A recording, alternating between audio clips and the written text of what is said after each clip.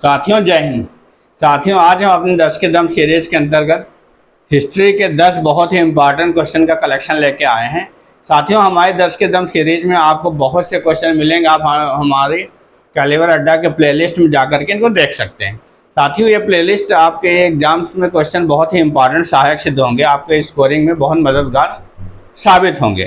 साथियों इनको देखिए, आप इनसे 10 क्वेश्चन से 20 क्वेश्चन आपको कम से कम मिलेंगे और आप इसका कलेक्शन करते रहिए, रिवाइज करते रहिए और आपको बहुत हेल्पफुल होंगे आने वाले एग्जाम्स में। साथियों कोई भी एग्ज़ाम आएगा उसके लिए हम आपको मॉडल पेपर भी जारी करेंगे, उनको आप देख लीजिएगा, एक क्वेश्चन को रिवाइज कर लीजिएगा, इनको तैयार करते रहिए। साथियों एग्जाम्स में आपके लिए बहुत ज़्यादा परसेंट में आपको इसमें से क्वेश्चन देखने को मिलेंगे। दोस्तों आइए देखते हैं। पहला क्वेश्चन है, किस काल में मनुष्य खाद्य संग्राहक से खाद्य उत्पादक बना। दोस्तों तो जब हमारे मनुष्य ने क्या कर लिया, औजारों का आविष्कार कर लिया, तो हल वगैरह उससे का आविष्कार कर लिया, खेती करने लगा, तब वो खाद्य उत्पादक बन गया। तो किस काल में संभव हुआ? नवपाषाण काल में। नवपाषाण काल में, नवपाषाण काल में जब मनुष्य ने औजारों का आविष्कार कर लिया, हल वगैरह का उत्पादन आविष्कार कर लिया, उससे ये क्या बन गया, खेती करने लगा और ये खाद्य उत्पादक बन गया। सिंधु सभ्यता के पतन के बाद किस सभ्यता का उदय होता है दोस्तों? तो ये वैदिक सभ्यता का उदय हुआ।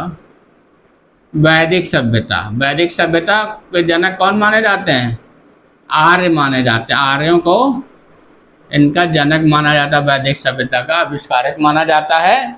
और वैदिक सभ्यता पूर्ण रूप से वेदों के नियम पे आधारित थी। वेदों का आविष्कार हुआ, वेदों द्वारा लिखित नियमों के आधार पर सभ्यता विकसित हुई, इसलिए इसे वैदिक सभ्यता कहा जाता है। अरबों का प्रथम आक्रमण भारत पर क्यों हुआ?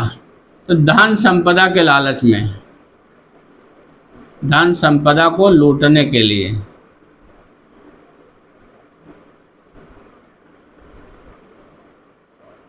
मुख्य कारण धन संपदा को लूटना था, इसको बहाने से आक्रमण किया गया। उस समय राजा दाहिर सिंध प्रांत पे राज करता था।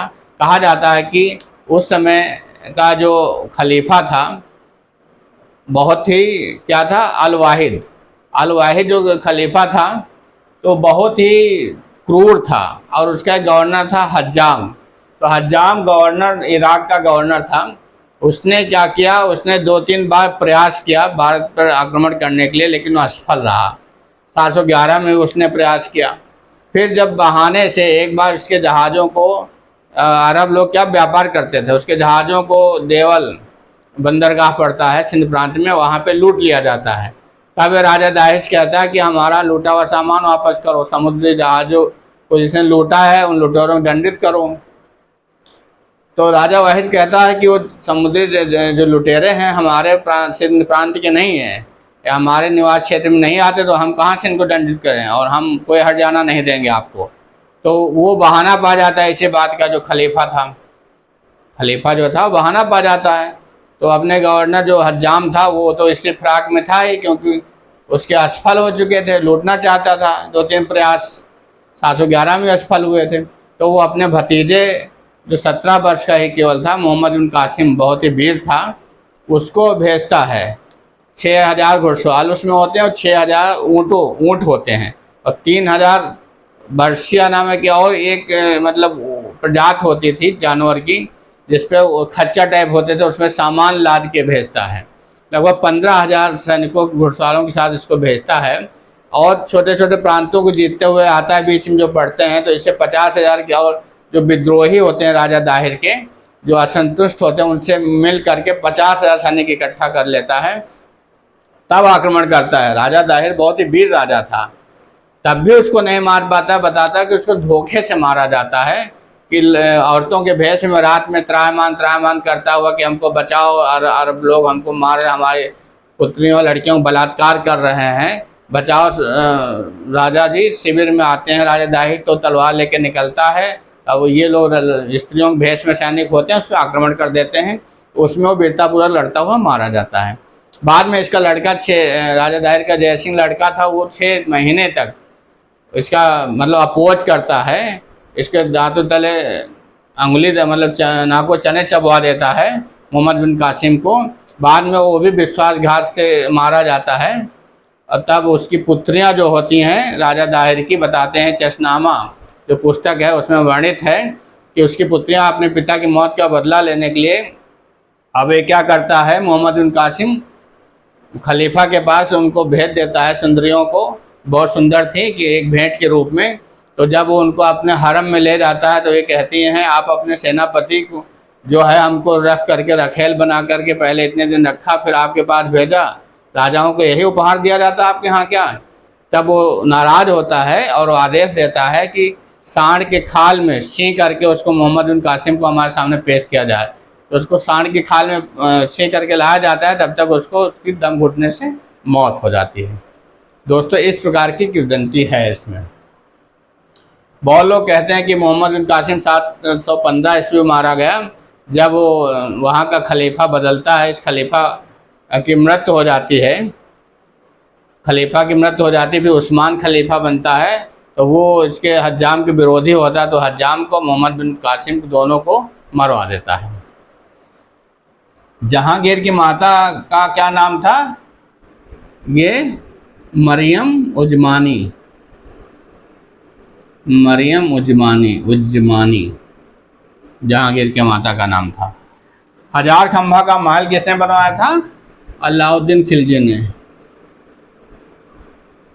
अलाउद्दीन खिलजी ने। बैरम खां कौन थे? बैरम खां अकबर के संरक्षक और सेनापति थे। अकबर के संरक्षक व सेनापति थे। लेकिन इनको क्या हुआ, अकबर को भड़का दिया महामनगा ने, जो सौतेली माँ थी, और अकबर के विद्रोही उनके कान भर दिए थे, जिसको अकबर ने क्या सेनापति पद से फिर बैरम खान को हटा दिया। फिर हज जाते हुए नाराज होकर के, बेइज्जत होकर के हज पे चला गया 1561 में, और वहीं पे गुजरात में इसकी हत्या कर दी गई। और बैरम खां क्या था? ये हुमायूं का साढ़ू भी था और उनका दोस्त भी था। और इनकी पत्नी जो थी, जो अकबर से 3.5 साल केवल बड़ी थी, कि सलमा बेगम, तो सलमा बेगम से अकबर शादी कर लेता है। और बैरम खां का एक पुत्र होता है 5 साल का छोटा लड़का, तो बैरम खां का पुत्र का अकबर लालन पालन करता है, जो अब्दुल रहीम खान खाना के नाम से फेमस हुआ। जहां आरा कौन थी? ये शाहजहां की पुत्री थी, शाहजहां की पुत्री,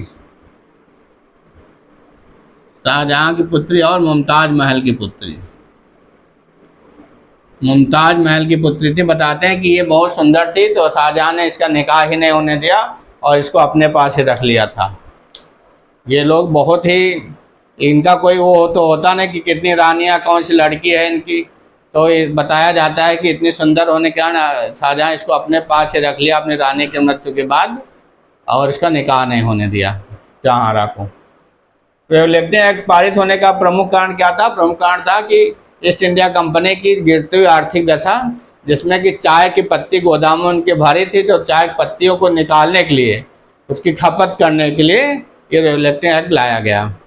और इसका प्रमुख दोष क्या अगर पूछा जाए रेगुलेटरी एक्ट का था, तो प्रमुख दोष ये था कि गवर्नर जनरल को कोई वीटो पावर प्राप्त नहीं था।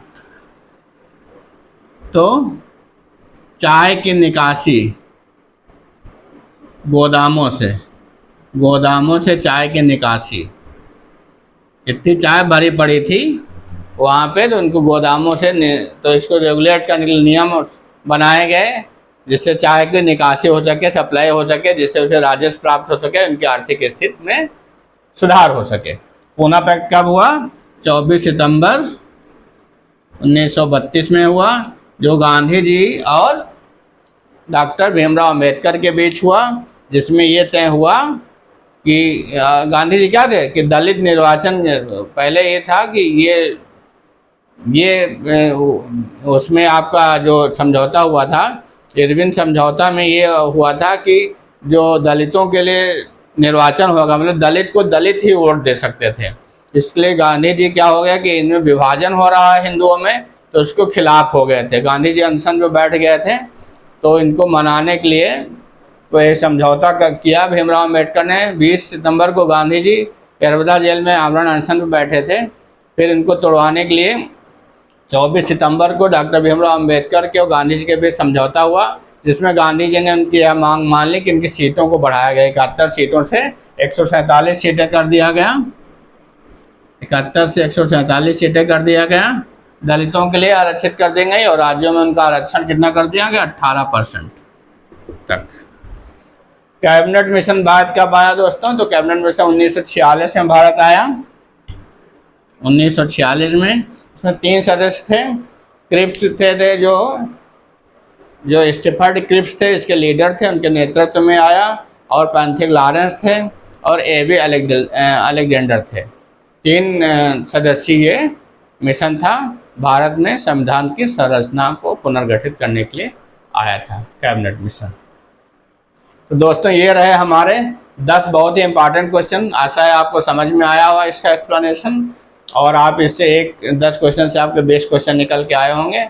इनको तैयार करते रहे, रिवाइज करते रहे साथियों, पढ़ते रहे, मस्त रहिए और पढ़ाई में व्यस्त रहिए। जय हिंद दोस्तों।